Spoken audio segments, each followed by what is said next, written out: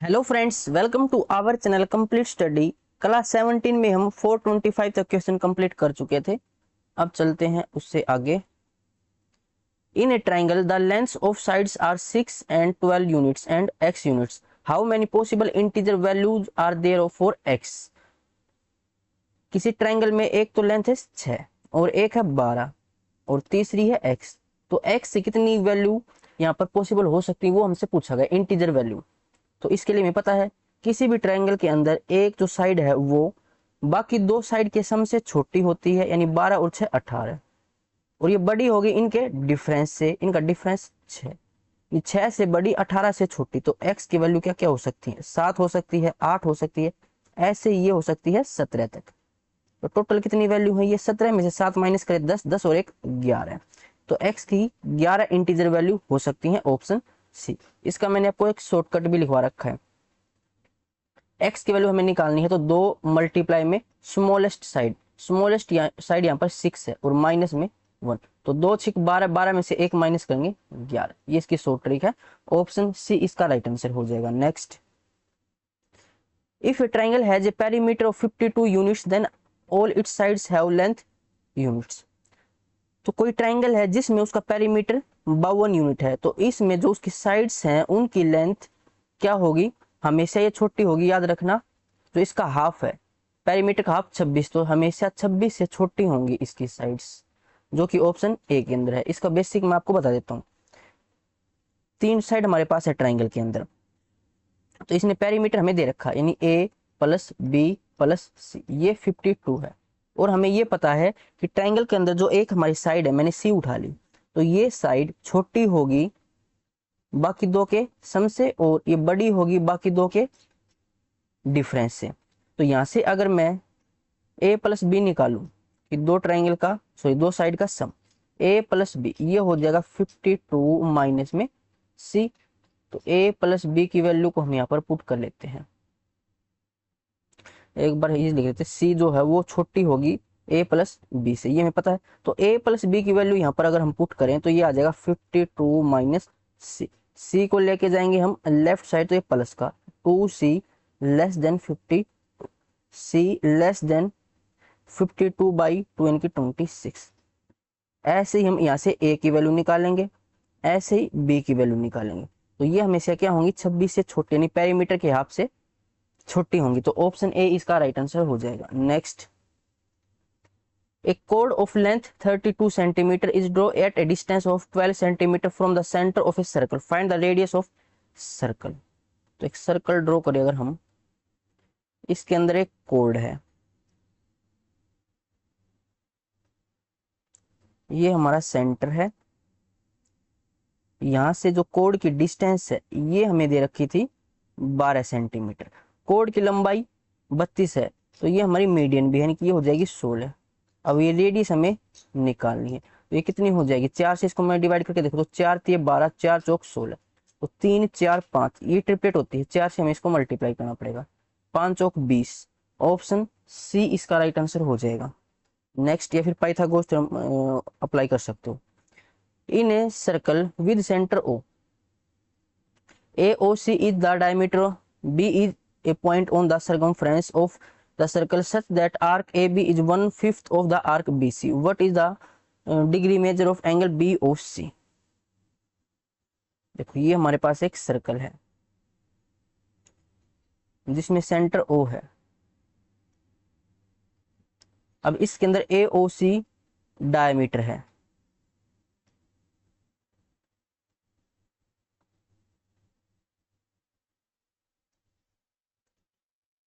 AOC। B is a point on the circumference, circumference के ऊपर ये कोई B पॉइंट है of circle such that arc AB is 1/5 of the arc BC। तो अगर हम इसको मिलाएं यहां से, जो AB आर्क है ये 1/5 है BC का। अगर BC आर्क की लंबाई में 5x मानूं तो AB की लंबाई यहां से x हो जाएगी। What is the angle BOC? BOC angle हमें ये निकालना है। देखो अगर इसको मैं थीटा मान लूं तो ये एंगल कितना होगा? 180 माइनस थीटा। वैसे आपको यहाँ से पता होना चाहिए जो थीटा और ये हमारी आर्क की लेंथ है ये डायरेक्टली प्रोपोर्शनल होती है, यानी जिस रेशियो में आर्क डिवाइड है उसी रेशियो में ये एंगल डिवाइड होगा। ये x और ये 5x, यानी ये 1:5 में डिवाइड है आर्क, तो एंगल भी इसी रेशियो में डिवाइड होगा। ये आर्क की लेंथ मान ली हमने, इसी रेशियो में ये एंगल होगा। तो टोटल है 6 रेशियो और ये टोटल एंगल कितना है 180। 6 रेशियो की वैल्यू 180 डिग्री है तो एक रेशियो की वैल्यू 30 डिग्री होगी। तो यहाँ से ये 30 डिग्री और ये होगा 150 डिग्री। पूछा गया था हमसे बी ओ सी यानी कि ये वाला एंगल, इसके सामने 5x था तो ये 150 डिग्री होगा, ऑप्शन बी। या फिर मैंने आपको एक रिलेशन लिखवा रखा है, थीटा डिवाइड में 360 is equal to arc length divide में सर्कल की लेंथ। तो यहाँ से भी आप सर्कल की लेंथ निकाल सकते हो। दोनों केस से एक बार 5x रखेंगे एक बार x रखेंगे, थीटा हमारे पास है तो वहां से थीटा निकल के आ जाएगा। बेसिक से निकालना चाहो तो इसमें टाइम ज्यादा लगेगा, ये आपको डायरेक्ट पता होना चाहिए। जो लेंथ है और थीटा ये डायरेक्टली प्रोपोर्शनल होते हैं तो सेम रेशियो रहेगी दोनों की। तो इसका आंसर क्या था, option B. Next, if triangle ABC and triangle QPR are congruent triangles such that AB 7 AC 8 angle B 65 angle C 75 then which of the following is true। तो हम दो ट्राइंगल ड्रॉ कर लेते हैं, दोनों कॉन्ग्रुएंट हैं, इसका मतलब इक्वल साइज होगा दोनों का। एक तो है ए बी सी, फिर क्यू पी आर, ये दोनों कॉन्ग्रुएंट हैं। ए बी यहाँ पर 7 है तो क्यू पी भी 7 होगी, ए सी 8 है तो क्यू आर भी 8 होगी, एंगल बी 65 तो एंगल पी भी 65, एंगल सी 75 तो एंगल आर भी 75। तो ये एंगल कितना हो जाएगा, यहाँ से 130 और 10 140 तो ये 40 डिग्री का होगा। अब यहाँ पर एंगल आर 75 बिल्कुल सही है तो सही है, और पी क्यू 8 नहीं है, ये गलत है। पी क्यू 7 सही है, पी क्यू 7 और एंगल आर 75 ये सही है। तो जो ऑप्शन बी है हमारा ये राइट आंसर हो जाएगा। Next, on a circle of radius 7 units PQ and QR are chords of length 7 unit each. What is the length of the chord PR in units? ये हमारे पास एक सर्कल है, इसमें हमें दो कोड दे रखी हैं PQ और QR। तो कोई पॉइंट Q है उससे कॉमन कोड है दो,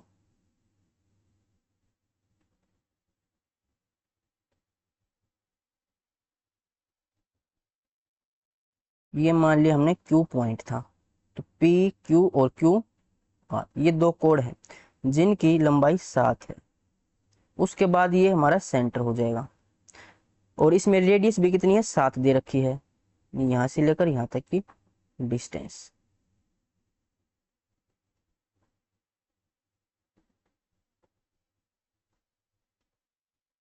और ये भी रेडियस 7। अब ये भी हमारी रेडियस है यहां से Q तक, तो ये भी 7 है, इसको हमने O मान लिया। तो पूछा क्या गया है, what is the length of the code PR की लंबाई हमें यहां से निकालनी है, ये लंबाई। तो अगर यहां से हम ट्राइंगल ORQ को देखें तो ये एक इक्विलेटरल ट्राइंगल है, तीनों साइड बराबर है। तो यहाँ से ये हमारा परपेंडिकुलर है, यानी हाइट हो जाएगी। तो ये हाइट निकाल लेते हैं, इसको मैंने मान लिया कि ये हमारा M पॉइंट है, तो RM कितना हो जाएगी, ये हाइट हो जाएगी इक्विलेटरल ट्राइंगल की, RM बराबर PM है, तो उसको फिर 2 से मल्टीप्लाई कर देंगे।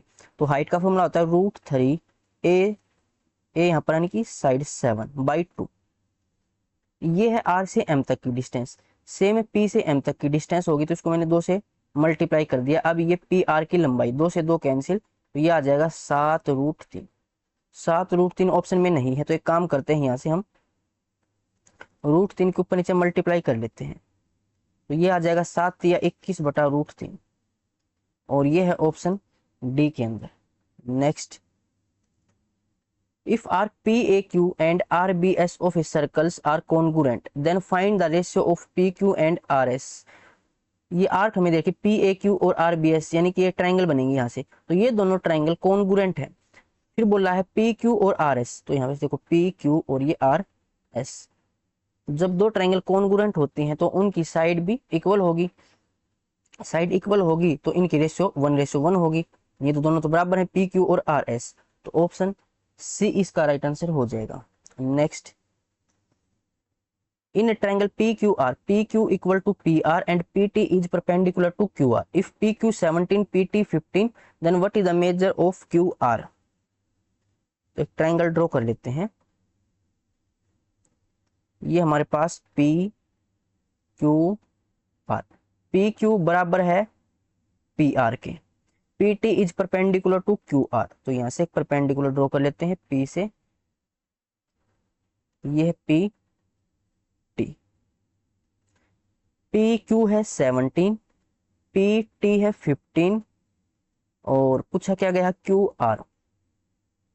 अब ये 17 है तो ये भी 17 है और ये है 90 डिग्री, तो एक ट्रिपलेट हमें पता है 8, 15, 17, तो ये 8 होगा। सेम इसी तरीके से RT भी 8, तो QR की लंबाई टोटल कितनी हो जाएगी 60, option C. Next, two equal circles pass through each other centre, if the radius of each of the circle is 13 centimetre, then what is the length of the common कोड। दो circle हमारे पास हैं जो एक दूसरे के सेंटर से पास होते हैं,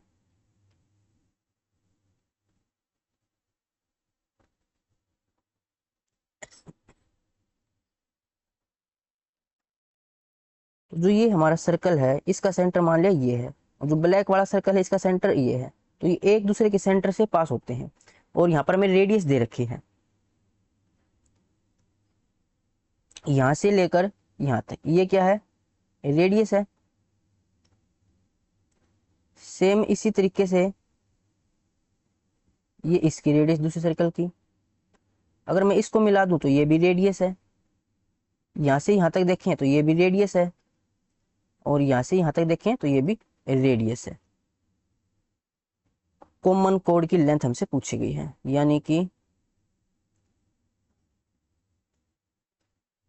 यहाँ पर है कॉमन कोड, इसकी लंबाई हमें निकालनी, तो कैसे निकालेंगे, देखो ये रेडियस है तो ये 13, ये भी 13, ये भी 13, ये भी 13 और ये भी 13, क्योंकि ये भी रेडियस है, तो इसकी लंबाई हमें निकालनी। यहाँ से इसको अगर हम कोई नाम दे A B C D और इसको मान लेते हैं O, तो यहाँ पर हम ट्राइंगल देखिए ACD, ये हमारी एक इक्विलेटरल ट्राइंगल है और ये हमारी हो जाएगी इसकी हाइट, तो यहाँ से हाइट निकाल लेते हैं AO से, जो AO की लंबाई है सेम वही OB की लंबाई होगी, उसको 2 से मल्टीप्लाई कर देंगे, तो AO अगर हम निकालें तो √3A/2, इसको 2 से मल्टीप्लाई कर दें तो ये AB की लंबाई है जो कि हो जाएगी 13√3, यह है ऑप्शन डी के अंदर।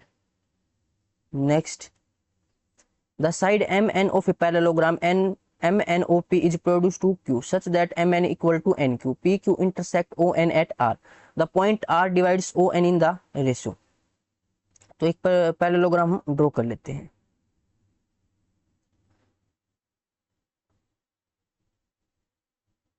कुछ इस प्रकार, और ये हमारे पास MNOP, MN को हम आगे बढ़ाते हैं Q तक, MN को हमने ये आगे बढ़ाया Q तक, उसके बाद MN बराबर है NQ के, MN ये साइड बराबर है NQ के इस साइड के, उसका PQ intersect ON at R, जो PQ P को Q को अगर हम मिलाएं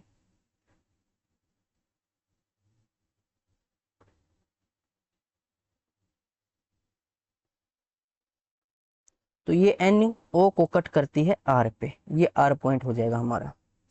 the point R divides ON in the ratio, ये हमसे पूछा गया है। अब देखो यहां से PO और MN ये दोनों पैरेलल लाइन है, दो पैरेलल लाइंस को PQ एक तिर्यक रेखा है ये कट करती है, तो यहां से कुछ एंगल बनते हैं, Z बनेगा यहाँ से, देखो ये एंगल अगर ये थीटा है तो ये एंगल भी थीटा होगा, क्योंकि ये दोनों अल्टरनेट एंगल हैं, अल्टरनेट एंगल इक्वल होते हैं। उसके बाद ये एंगल अगर अल्फा है तो ये भी अल्फा होगा, वर्टिकल अपोजिट एंगल है। अब दो एंगल इक्वल हैं तो तीसरा एंगल तो ऑटोमेटिक इक्वल होगा, इसको हम मानते बीटा है ये, तो ये भी बीटा, या फिर इसको हम अल्टरनेट एंगल भी बोल सकते हैं। ये भी अल्टरनेट एंगल है, दो लाइन है ओ एन, यहाँ पर एक तिर्यक रेखा तो यहाँ से कट करेगी इसको, तो ये अल्टरनेट एंगल बनेंगे, इक्वल है। अब यहाँ से और हमारे पास क्या है, एम एन बराबर होगा ओ पी के, क्योंकि ये पैरेललोग्राम, पैरेललोग्राम में क्या होता है, अपोजिट साइड्स बराबर होती हैं।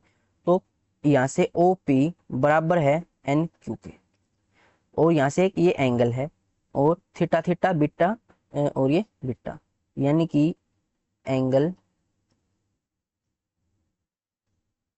ट्राइंगल, हम देखो ट्राइंगल थीटा से शुरू कर लेता हूँ मैं, पी ओ आर, और ट्राइंगल थीटा यहाँ पर किस पे था, क्यू पे, क्यू, उसके बाद ये बीटा था यहाँ पर एन पे, क्यू एन आर। ये दोनों ट्राइंगल हमारी क्या होंगी, कॉन्ग्रुएंट होंगी। किस रूल से होंगी, ये होंगी एंगल साइड एंगल से।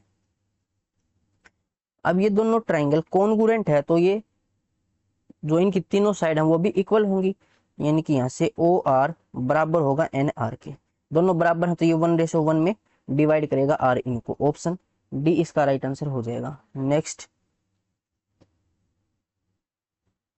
if we extended a chord infinitely on both sides then the chord becomes, ये हमारे पास एक सर्कल है और इसमें बोला गया ये अगर ये हमारे पास कोई कोड है और इसको हम इनफाइनाइट तक बढ़ाएं दोनों साइड से, इस तरीके से हमने इसको बढ़ा दिया, सेम इसी तरीके से इस साइड बढ़ाया, तो अब ये क्या होगा हमारा, ये इसको क्या बोलते हैं हम, जो सर्कल को अंदर से कट करके जाती है इसको बोलते हैं हम सीकेंट, ऑप्शन सी इसका राइट आंसर होगा। Next, P Q and R are the three angles of a triangle, P minus Q 20, Q minus R 26, then angle P is equal to,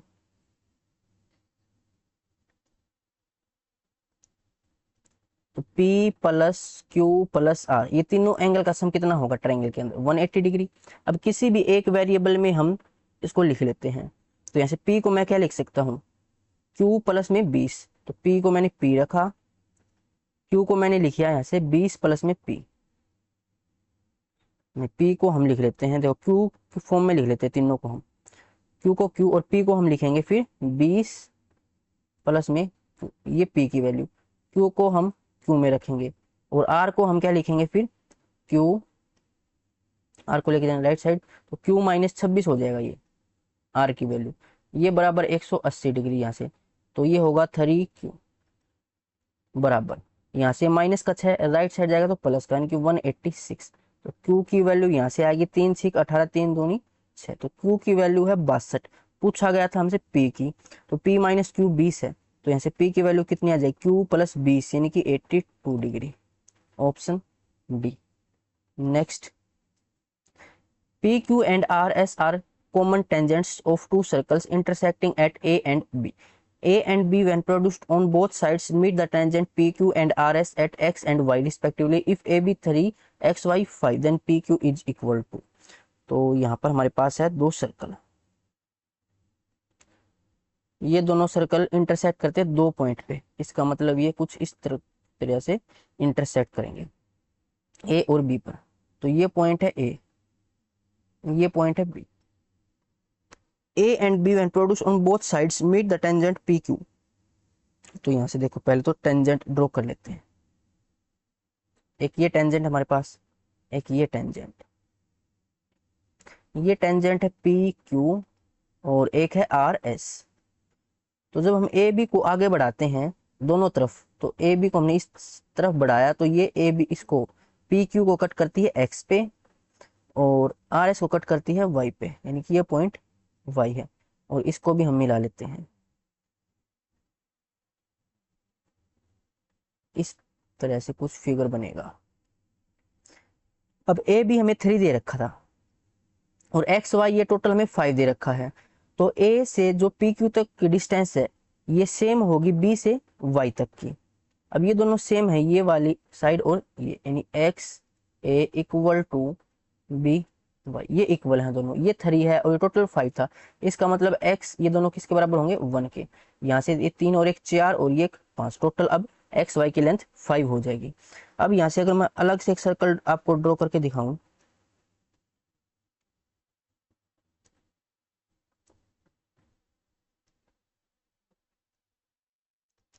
तो यहाँ से देखिए, अगर हम ये P से X तक, और एक है फिर ये सर्कल को ऐसे कट करते हुए, ये पॉइंट P है, ये X पॉइंट है, ये पॉइंट हो जाए A। ये वैसे डायरेक्ट सीधा बनेगा, इसको मैं थोड़ा टेढ़ा बना दिया कुछ इस तरह से। ये P है, ये X है, ये A था, ये B था। तो यहाँ से आपने एक प्रॉपर्टी पढ़ी होगी, पी एक्स का स्क्वायर बराबर होगा ये बाहर वाली लेंथ यानी एक्स ए मल्टीप्लाई में टोटल एक्स बी। तो पी एक्स स्क्वायर, एक्स ए की लंबाई कितनी है 1, एक्स बी की लंबाई कितनी है ये एक्स से बी तक, तो ये हमारी हो जाएगी एक्स से बी तक। देखो टोटल तो था एक्स से वाई तक 5 और एक्स से बी तक 3 और 4 होगा। दोनों साइड रूट करेंगे तो पी एक्स की वैल्यू कितनी आ जाएगी 2 आ जाएगी। पी एक्स बराबर होगा एक्स क्यू के, क्योंकि सेम इसी तरीके से अगर हम यहाँ से एक्स क्यू निकालेंगे तो वो भी 2 आएगा, तो ये 2 और ये भी 2। तो total P x sorry P Q की लंबाई कितनी आ जाएगी 4 आ जाएगी, और ये हमसे पूछा गया था। तो ऑप्शन डी इसका राइट आंसर होगा। Next, a quadrilateral PQRS is inscribed in a circle of center O such that PQ is a diameter and angle PSR 125 and the angle of QPR।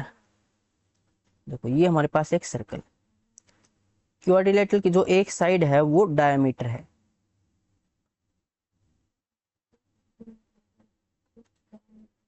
और डायमीटर क्या है हमारा P Q, P Q, ये are, ये S.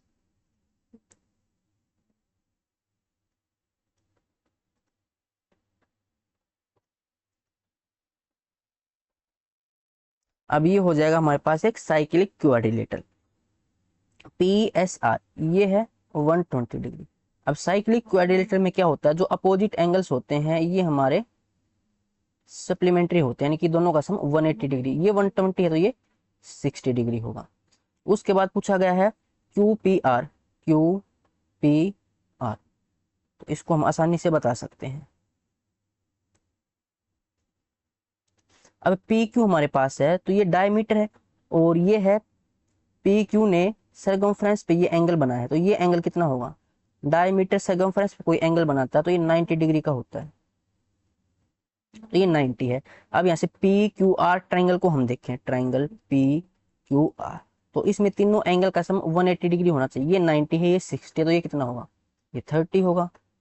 तो Q P R कितना 30 degree, option ए।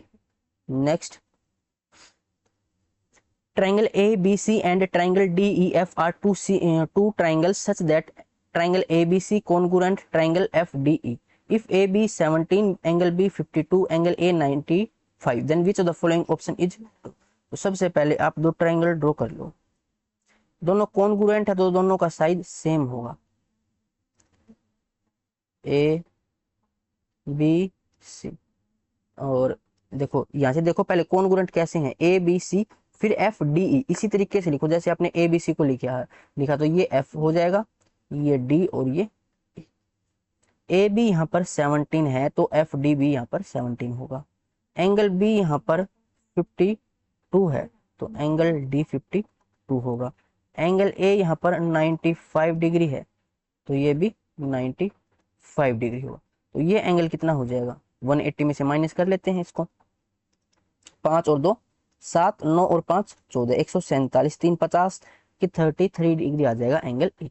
अब देख लेते हैं कौन सा ऑप्शन हमारा करेक्ट है। डी ई 17 है, डी ई नहीं है 17, 17 हमारे पास डी एफ, तो डी एफ 17 ऑप्शन बी में है और डी में है, तो ऑप्शन सी भी एलिमिनेट। उसके बाद बी में दे रखा एंगल ई 33, एंगल ई 33 बिल्कुल सही है तो ऑप्शन बी हमारा राइट आंसर होगा। Next, in a kite ABCD longer diagonal BD is draw if angle ABD 54, angle ADB 50 degree, then what is the measure of angle DCB।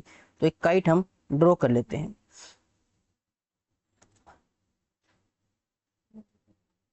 Kite मैंने आपको पढ़ा रखा मेंसुरेशन 2D की revision class में, वहां से आप देख सकते हो।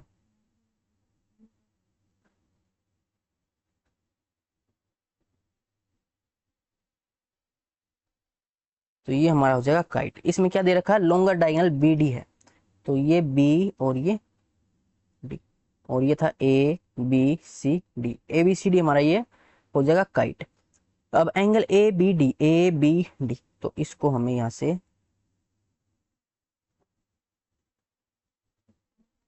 इस तरह से मिलाना पड़ेगा। अब ये कितना हो जाएगा हमारा 54। Angle A D B, A D B, ये वाला एंगल ये हो जाएगा 50 डिग्री। और पूछा गया angle D C B, D C B, ये एंगल हमें निकालना है, तो कैसे निकालेंगे। अब काइट की प्रॉपर्टी आपको पता होना चाहिए, तो एक बार आप रिवीजन क्लास देख सकते हो, मेंसुरेशन 2D की प्लेलिस्ट में आपको रिवीजन क्लासेज के फोल्डर में मिल जाएंगे। देखो काइट में क्या होता है, जो एडजेसेंट साइड्स होती है ना वो इक्वल होती है, यानी ए बी बराबर होगा बी सी के, ए डी बराबर होगा सी डी के। जो लॉन्गर डायगोनल है वो जो हमारा स्मॉलर डायगोनल है उसको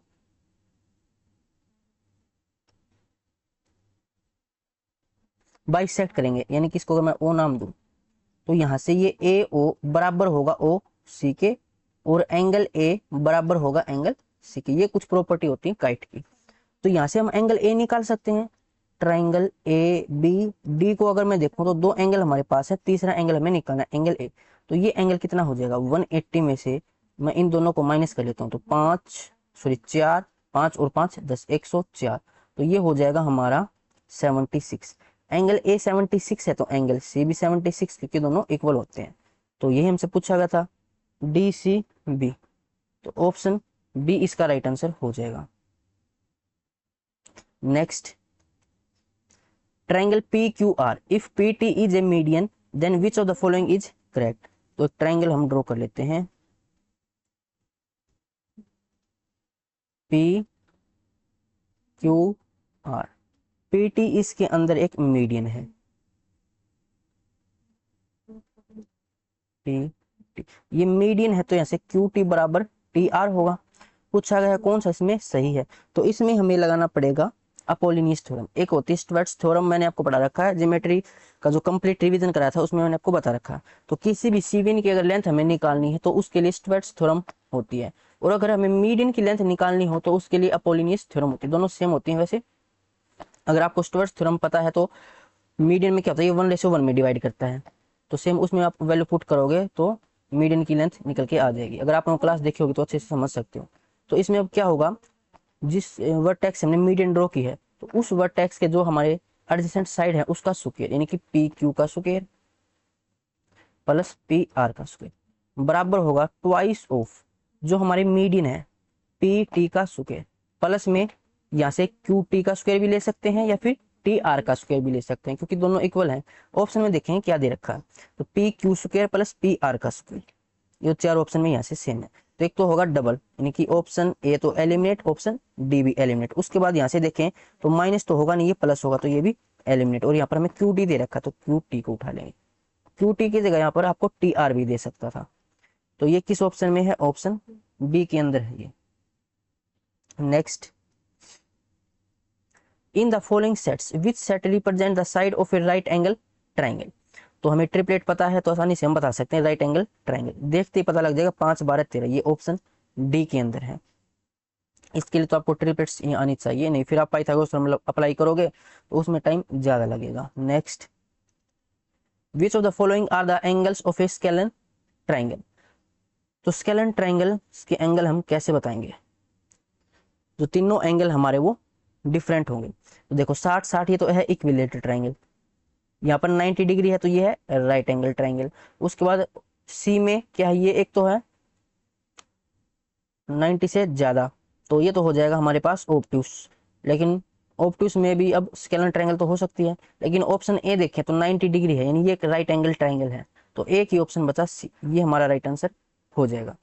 स्केलन पूछा गया तो हम राइट एंगल को हटा देंगे और एक हटा देंगे हम इक्विलेटरल ट्राइंगल को, तो बाकी बचेगी वो हमारी स्केलन ट्राइंगल है। नेक्स्ट,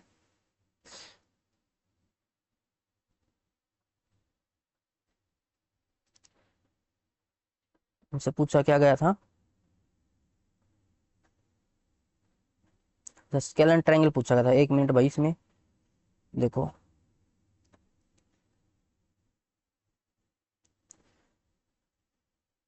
ये हमारी इक्विलेटरल ट्राइंगल। इक्विलेटरल ट्राइंगल में क्या होगा, तीनों साइड इक्वल होंगी। और स्केलन में क्या होता है, तीनों साइड अलग। तो ऑप्शन बी में तो तीनों साइड इक्वल है, तो ये तो हो जाएगा एलिमिनेट। ऑप्शन डी देखें तो एक तो 90 डिग्री फिक्स है, उसके अलावा ये 45 है, तो इनके सामने वाली साइड भी बराबर होंगी, तो इसमें दो साइड इक्वल हो गई, तो स्केलन तो हो ही नहीं सकती। तो उसके बाद अगर हम ऑप्शन सी को देखें तो ये हमारे पास एक ऑब्टूस ट्राइंगल है, ये 110 है, ये 35 है, ये 35, दोनों एंगल इक्वल है, तो इनके सामने वाली साइड भी इक्वल होंगी, दो साइड इक्वल तो स्केलन तो हो ही नहीं सकती। उसके बाद ऑप्शन ए है, ये राइट एंगल ट्राइंगल है, ये 90 डिग्री, ये 30, ये 60, तीनों एंगल अलग है, तो इनके सामने वाले तीनों साइड है वो भी अलग होंगी। तो ऑप्शन ए यहाँ से राइट आंसर होगा, मैंने ध्यान नहीं दिया 35 के ऊपर।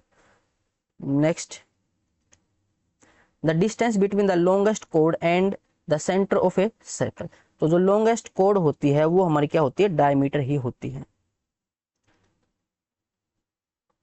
तो इसने पूछा कि डायमीटर और सेंटर के बीच क्या डिस्टेंस होगी। जो डायमीटर है वो सेंटर से ही तो पास होके जाएगा। ये हमारे पास सर्कल है, ये हमारे डायमीटर है, तो डायमीटर और सेंटर के बीच कितनी डिस्टेंस है, तो डिस्टेंस ये 0 हो जाएगी, equal to 0 unit, option A. Next, if the medians of a triangles are equal then the triangle will be. देखो तीनों मीडियन अगर हमारे पास इक्वल है तो वो हमारे पास होगी इक्विलेटरल ट्राइंगल। मीडियन और साइड ऑफ ट्राइंगल ये डायरेक्टली प्रोपोर्शनल है इनका रिलेशन। अगर तीनों मीडियन इक्वल हैं तो तीनों साइड इक्वल होंगी, यानी कि इक्विलेटरल ट्राइंगल होगी। दो साइड इक्वल हैं तो दो मीडियन इक्वल होंगी, तो वो होगी हमारे पास आइसोसेलेस ट्राइंगल। और बाकी जो बच गई जिसमें हम तीनों साइड अनइक्वल हैं तो तीनों मीडियन भी अनइक्वल होंगी, तो वो होगी स्केलन ट्राइंगल। तो इसने बोला है कि तीनों मीडियन इक्वल हैं तो वो इक्विलेटरल ट्राइंगल होगी, ऑप्शन ए। नेक्स्ट,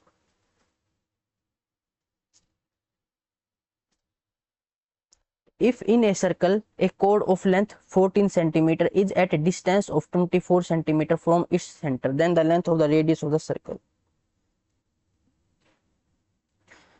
ये हमारे पास एक सर्कल है और इसके अंदर है कोड, ये हमारे पास सेंटर है।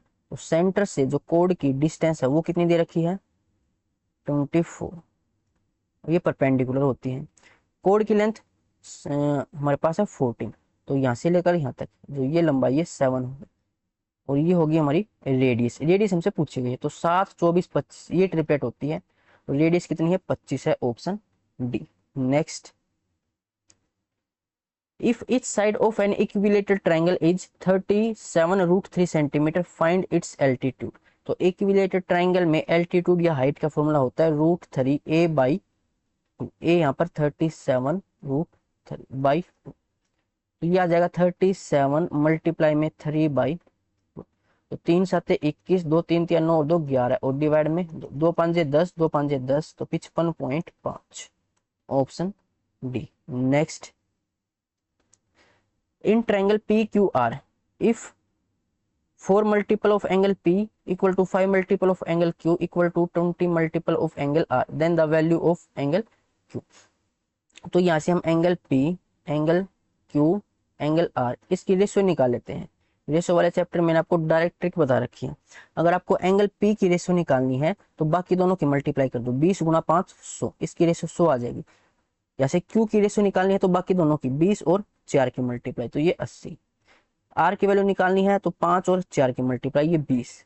बेसिक तरीका होता है किसी एक कांस्टेंट के बराबर मानने, फिर वहां से उसको P को निकाले, Q को निकाले, R को निकाले, उनकी वैल्यू पुट करें, तो कांस्टेंट वो आपस में कैंसिल हो जाएगा, तो ये वैल्यू बचेंगे। डायरेक्ट तरीका ये हो जाता है। तो यहाँ से कुछ कैंसिल होता है तो कैंसिल कर लो, 20 से कैंसिल हो जाएगा, 20 से कम 20, 20 चौक 80, 20 5 100। तो ये इनकी एंगल की रेशियो, टोटल रेशियो कितनी है 10, और वैसे सम कितना होता है ये 180 डिग्री।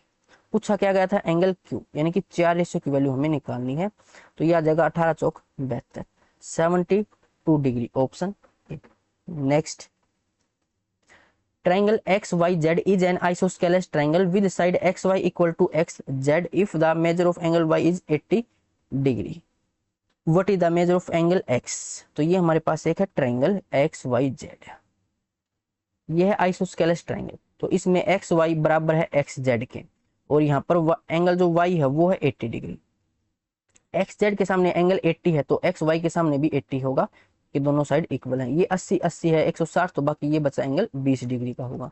तो ये हमसे पूछा गया था, ऑप्शन सी इसका राइट आंसर हो जाएगा। नेक्स्ट, तो आज के लिए बस इतना ही, मिलते हैं नेक्स्ट वीडियो में। अगर यहाँ तक आपका कोई डाउट है तो आप टेलीग्राम पे पूछ सकते हो। इसकी सॉल्यूशन पीडीएफ आपको टेलीग्राम ग्रुप पे मिल जाएगी, जिसका लिंक डिस्क्रिप्शन के अंदर है।